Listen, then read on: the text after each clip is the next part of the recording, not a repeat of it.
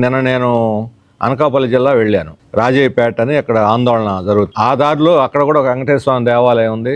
శనివారం ఏకాదశి నుంచి చాలా పెద్ద ఎత్తున జనం ఉన్నారు అక్కడ కూడా. ఆ దారిలో ఆ కొండ మీద చాలా ప్రసిద్ధి చెందిన దేవాలయం అది కూడా. అక్కడ 2 కానిస్టేబుల్ ఉన్నారు జనాన్ని క్యూలో పెట్టడానికి. కానీ మాకు మాత్రం అడుగడుగున చెక్ పోస్టులు పెట్టారు. కొన్ని వందల మంది పోలీసులు. మేము పోతే ఆడ కొంప మునిగేది ఏం లేదు, ఆడ ప్రశాంతంగా వాళ్ళు ధర్నా చేస్తున్నారు. అక్కడ ఎలాంటి అంటువర్డ్స్ ఇన్సిడెంట్స్ జరగవు, మాకు పర్మిషన్ ఇచ్చారు అనేక ఆంక్షలతోటి. అయినా అడుగడుగున చెక్ పోస్టులు, వందల మంది పోలీసులు దానికి ఉన్నారు. అంటే ప్రజలకు భద్రత కల్పించడానిక వీళ్ళు ఉన్నది, లేదా అదానీ అంబానీ లాంటి కంపెనీలకు భద్రత కల్పించి ప్రజలను అంచడానికి ఆ పోలీసు? ఇది మౌలికమైన ప్రశ్న. ఇప్పుడు వెంకటేశ్వర దేవాలయం దగ్గర జరిగింది, ప్రభుత్వం తప్పించుకున్న ధోరణి చూస్తే పోలీసు ఉన్నది ప్రజలకు భద్రత కల్పించడానిక, ప్రజా ఉద్యమాలను అణిచి అంబానీ ఆదాయాలను ఆదుకోవటానిక?